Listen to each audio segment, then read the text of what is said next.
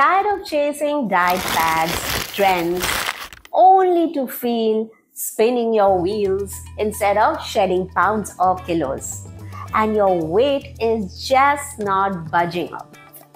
Not knowing what to do, what to follow, what works for you, and what advice to follow. So much conflicting information is available to you. I will share with you 7 simple habits that transform my mind, body, and soul. Let me simplify it for you by providing you useful information that is backed by science. I'm going to be sharing with you 7 fat loss tips that will help you lose weight. No diets, no fads, no quick fixes, just simple tips to implement. And before we go ahead, I just wanted you to know that I'm a plant-based nutrition specialist, Ankush, and I'm also a fitness expert, a meditation coach, and a chakra healer too. I help people achieve their weight loss goals through the power of all natural plant-based nutrition, some fitness guidance, and maybe a bit of spiritual practices too. I use these strategies myself and they work very well too, because I've had a huge transformation myself in my health journey, and I've lost lots of weight back to my college weight, looking probably just the way I used to in those days. I still feel like a teenager. But since our bodies are different, please keep in mind that not all of these tips may work for everyone, but maybe a combination of some of them may just work for you, and maybe not due to hormonal issues. But these are derived through scientific studies, so give it a shot and see which one works for you according to your health goals. The first and most important one that really helped me cut back those kilos is cut back on added sugars. Now, this is not the added sugar that I'm talking about, and not the natural sugars that you usually find in whole fruits and vegetables. I'm talking about sugar in high fructose corn syrup, maple syrup, sugar granules, honey, fruit juices, coconut sugars, and many more other things. Studies show that people who consume a lot of sugar at a very high risk of obesity and diabetes and heart diseases too. So what can you do to reduce the sugar, especially if you're new to this and you're finding it difficult to give up sugar or even cut it down? Firstly, reduce the number of processed foods to eat and concentrate more on the whole foods.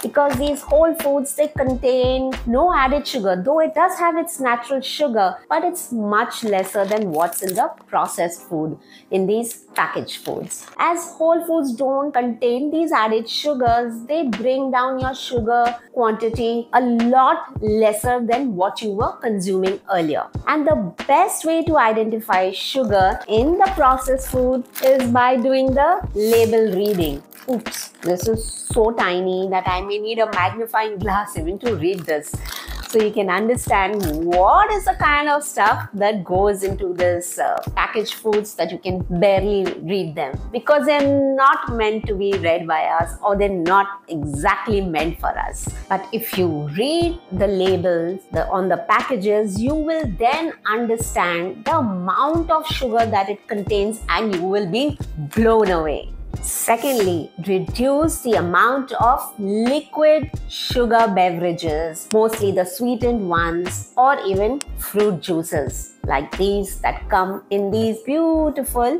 packages. I know it's difficult to avoid them as it's so easy to consume them, but because the amount of quantity that we are consuming is so much more than we are actually supposed to be doing.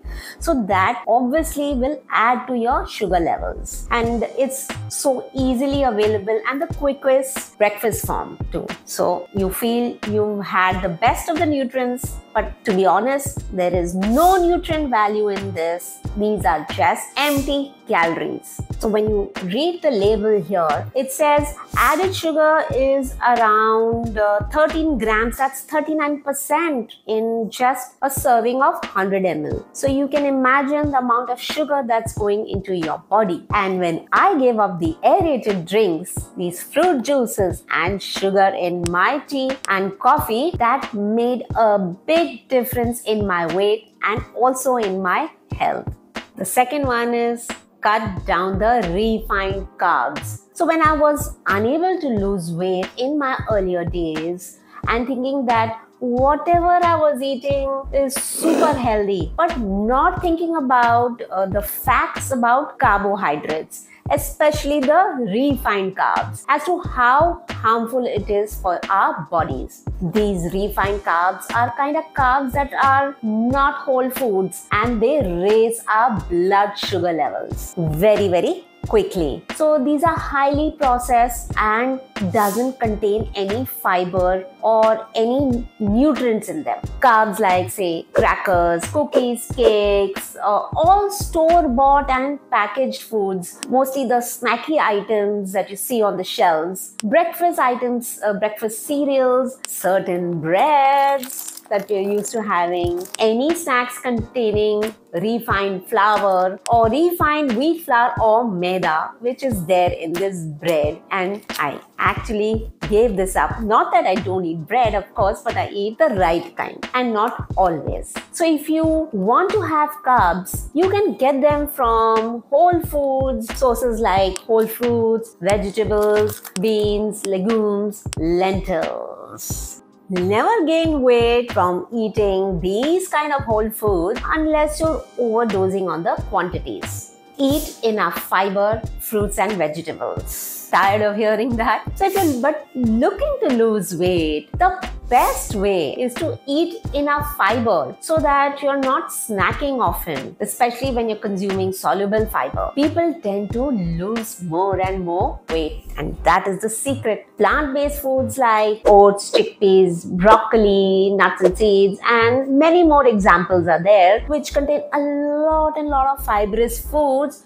And there are many plant-based foods that actually contain fiber in them. So these foods, they always keep you fuller longer and also satisfy your appetite. And the more and more veggies that you eat, the more and more weight you can lose. And as a kid, I was a poor veggie and fruit eater and would be only binging on snacky items all the time that led to so many of my disastrous health outcomes. But that phase is over now. The fourth one is eat more and more protein throughout the day. So if you eat the required protein for the day, you will feel fuller for longer, and it will help you manage your cravings and those endless mindless snacking habits that you have. The general guideline is to eat a quarter of your plate filled with protein-rich foods with every meal. This also stabilizes your blood sugar level, and it also satisfies your hunger hormones too. The Indian diet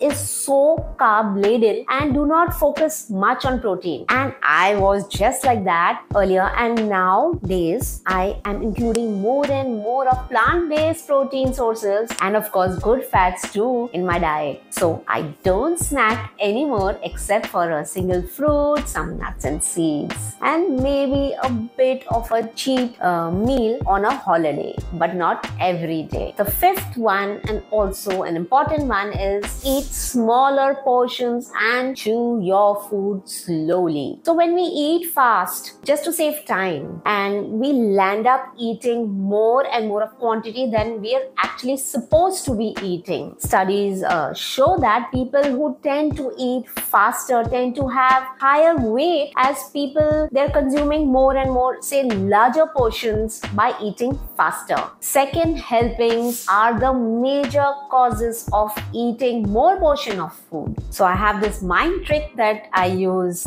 practically every day. So I fill up a bowl of the required quantity that I am supposed to be eating every day, and I do not dump the entire bowl into my plate. I only take probably half of it, or just say 3/4 of the quantity from the bowl, bowl and I put it into my plate and I consume it. And if I'm still hungry, then whatever's left in that bowl, I may finish it off. But if I'm not hungry, I do not go for the second helping. So what does it say? That the quantity required is already there with you, but it's up to your body at that particular time and your hunger level at that particular time. What it states is you're supposed to consume only what you're supposed to be consuming. It's a trick, like you're just tricking your brain basically for a second helping. But in reality, it's not. I'm simply dividing the portion into two parts and consuming them according to my bodily hunger and needs at that particular time. Isn't that a cool trick? You can try it out too.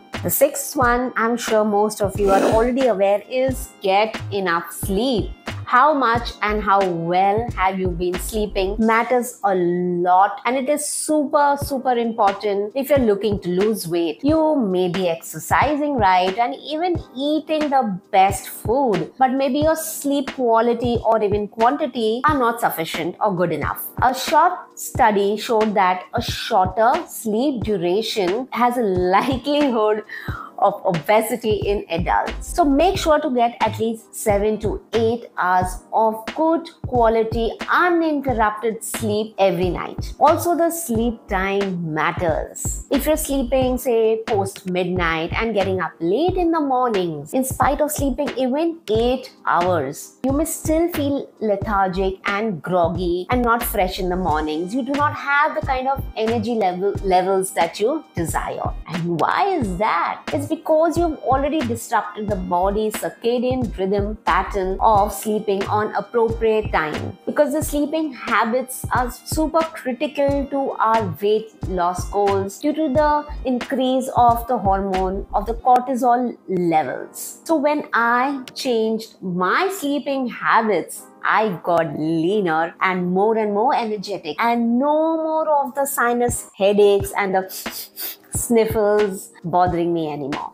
So if you want to bring down your cortisol levels, you gotta stop being the midnight owl or the Batman or the Batwoman and start becoming the sweet little early morning sparrow that you see, who chirps so sweetly and is so cute and so lean and eats very little and is of course very energetic too. This one is a combination of exercise, meditation and stress. Everyone knows the stress levels also increase the abdominal belly fat due to the production of too much of cortisol levels that makes the body gain more and more weight. So, but practicing self-care techniques like say meditation, which I love doing, will help your mind and body reduce your stress levels. And of course, exercising also, which is my favorite, plays an important role in losing that body fat. And if you can't hit the gym or even work out at home, or if you don't have the time, try going for at least a daily brisk walk for at least 30 to 45 minutes every single day,